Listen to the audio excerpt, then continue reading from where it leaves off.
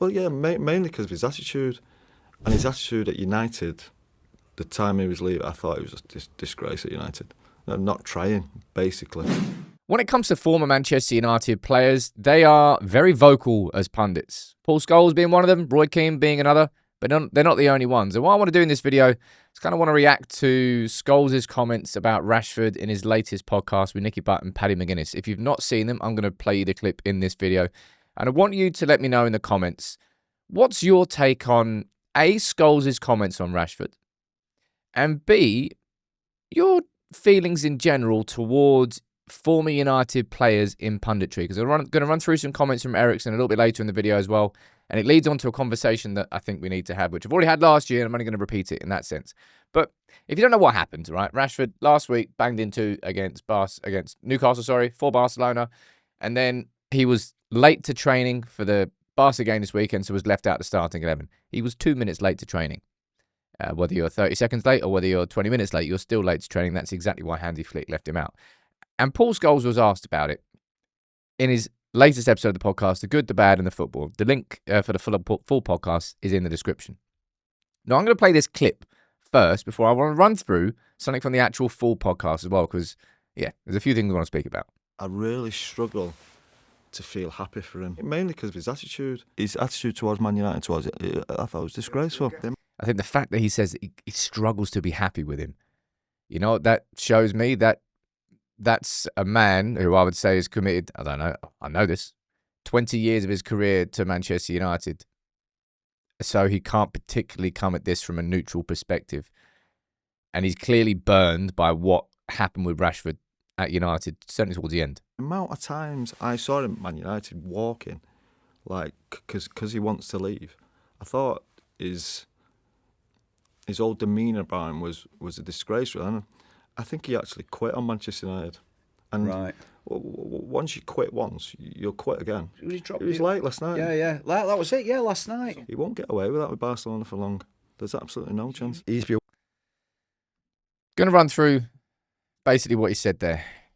Now, I've seen people trying to dig Scholes out and say, well, Scholes, don't throw stones in glass houses. You refuse to play for United once against Arsenal. Therefore, you're not allowed to comment about anything to do with professionalism. And I said, like, ladies and gents, man, like, that is such an unbelievable stretch. This is a player who literally gave 2 decades of his life to playing for one club, for Manchester United. So to suggest that because, and this was a mistake, and I'm sure Scholes learned from that, but to suggest because this happened once back in 2001 that Paul Scholes is therefore not allowed to comment on anything to do with professionalism is a ridiculous stretch. That's the first thing I would say. Second thing I'll say is Scholes is harsh, man. And as I said, it really sounds like, and this is the thing, right, about clipping. Because this was the first I'd sent, it's kind of like my disdain towards clipping. So this is the official clip coming from the podcast. It's not someone else watching it. Now, if you don't know what clipping is, it's where you take a full podcast that you can see down there, the length of time. It's an hour and 5 minutes. Put clips out on social media. They gain traction. It becomes a bit more viral. Listen to how softer the intro to this is compared to the intro of that clip. I know exactly what you mean, and I feel the same way about him. Look, there's no doubt the talent that kid has got is ridiculous. He's shown that in a big game. That second goal was brilliant. I really struggle to feel happy for him. He goes into that. Obviously, that whole first thing was missed, but that's kind of what happens when you take stuff, I wouldn't say out of context, but it's clipping. It's not as exciting as an opening intro as I just can't feel happy for him.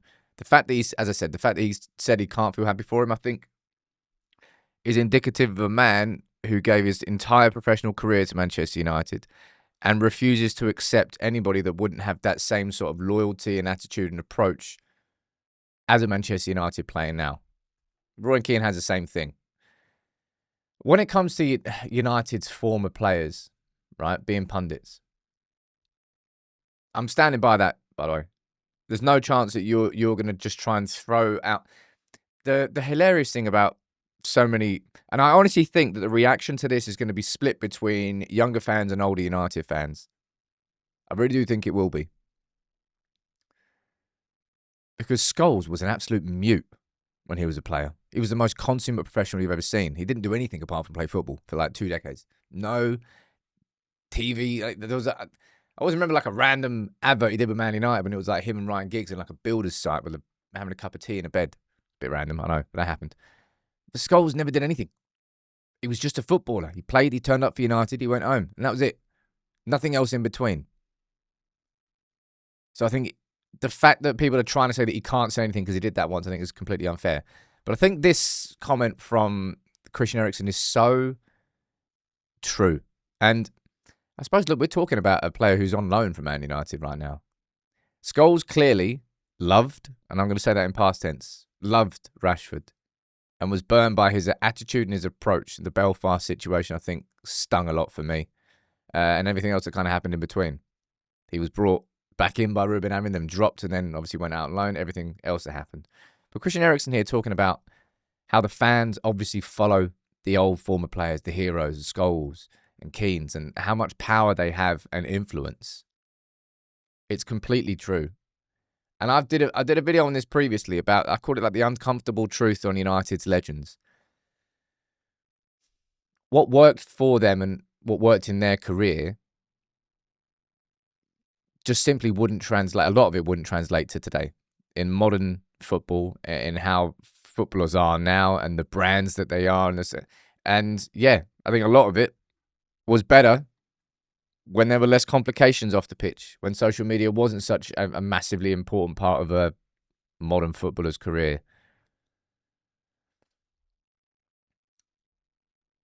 I think Scholes is harsh, but I agree with quite a lot of what he said. I think that's kind of the issue. I wouldn't have gone as the vicious is the word I keep using in my head, but vicious is such a wrong word. I just wouldn't have been as harsh as Scholes was. But a lot of what he said, I didn't disagree with. And as I said, I think there's going to be a lot of people in the chat, in the comments, who are split on this. And I think a lot of it's going to be to do with age. But to try and suggest that Paul Scholes doesn't have the ability to comment on these players because once upon a time he refused to play overlooks the fact that this lad played 20 years in a United shirt and gave his whole career to our football club. But